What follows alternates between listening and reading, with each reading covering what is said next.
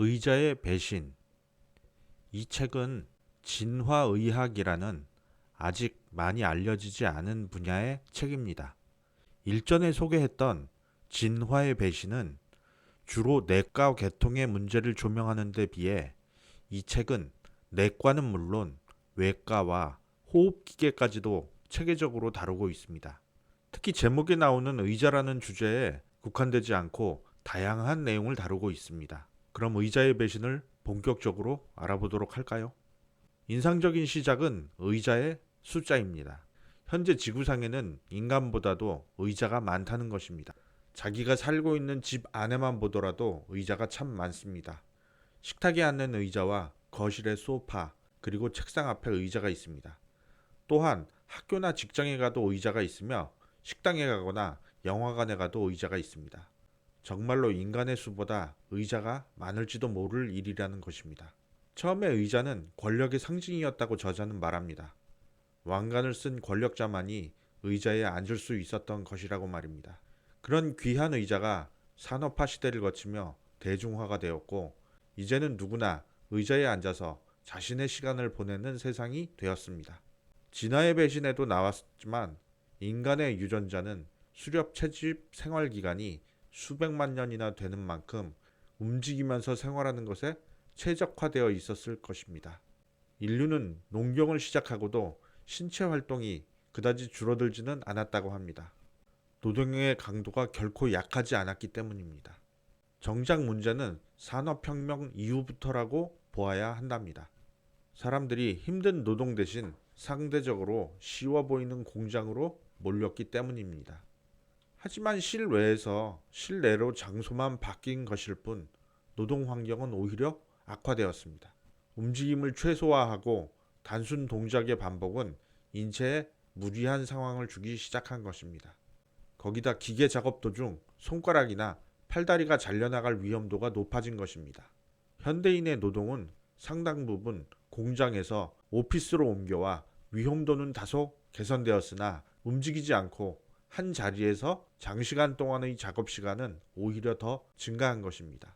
의자에 앉아서 7, 8시간을 지내고 있으니 말입니다.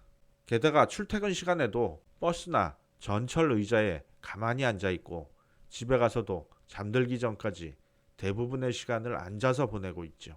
이러한 생활은 100에서 150년 정도 되었습니다만 수렵 채집 생활에 맞춰진 유전자와는 상충되어 여러 가지 문제가 발생합니다. 대표적인 것이 운동량 감소로 인한 비만과 관절의 약화 같은 것입니다.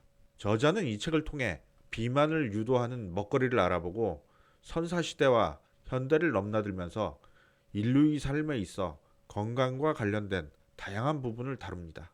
일단 운동량 부족인 부분에 대한 해소 방안을 간단히 제안합니다. 이후 여하를 막론하고 무조건 많이 걸으라고 말입니다. 특히 성장기 아이들의 경우에는 더욱더 걷게 해줘야 한다고 충고합니다.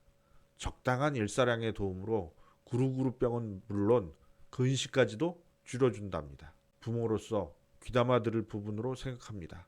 정서적인 불안과 우울증에 대한 예방은 덤이죠. 코로나 바이러스로 야외 활동이 줄어든 아이들을 생각해 봐야 합니다. 저자는 한 걸음 더 이야기 소재를 넓혀 공기에 대해서도 이야기합니다.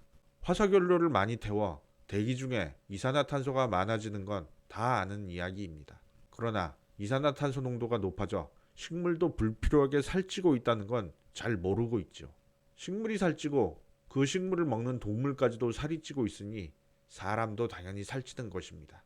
식물이 당도가 더 높아지고 덩치가 커져 영양소인 무기물 성분은 상대적으로 적게 됩니다.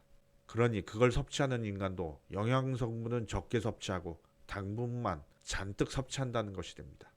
가공식품은 물론 식물까지도 당분이 많아지니 비만을 치료하기에는 생활 환경적으로 더 어려워지고 있다는 이야기입니다. 아울러 대기 오염으로 인해 천식이나 기타 알레르기 반응이 증가하는 현상도 다룹니다.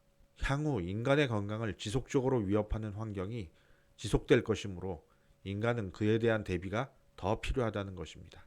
어찌되었든 의자로 대변되는 인간의 삶은 척박한 환경을 극복하고 좀 더 안전하고 편안하게 살아보고자 하는 노력의 일환이었습니다. 그러나 결과적으로 운동 부족으로 인해 인체에 해로운 것이 되고 말았습니다. 그 결과가 비만과 척추의 고통, 근시, 폐 손상 등 온통 질병으로 나타나고 있는 것이죠. 다만 이러한 모든 변화를 주도했던 두뇌와 손은 큰 변화가 별로 없다는 것입니다. 따라서 현재 너무 키보드와 스크린에만 집중되고 있는 인간의 손에 희망을 걸겠답니다. 뭔가 미래에 희망적 결과를 가져올지 기대해야 한다고 저자는 말하며 책을 마무리합니다. 건강을 인간의 진화 과정과 엮어 설명하는 이 책은 특히 의대생 혹은 의대 지망생들에게 적격이라고 판단됩니다. 물론 재미로 보는 모든 이들에게도 추천합니다. 감사합니다.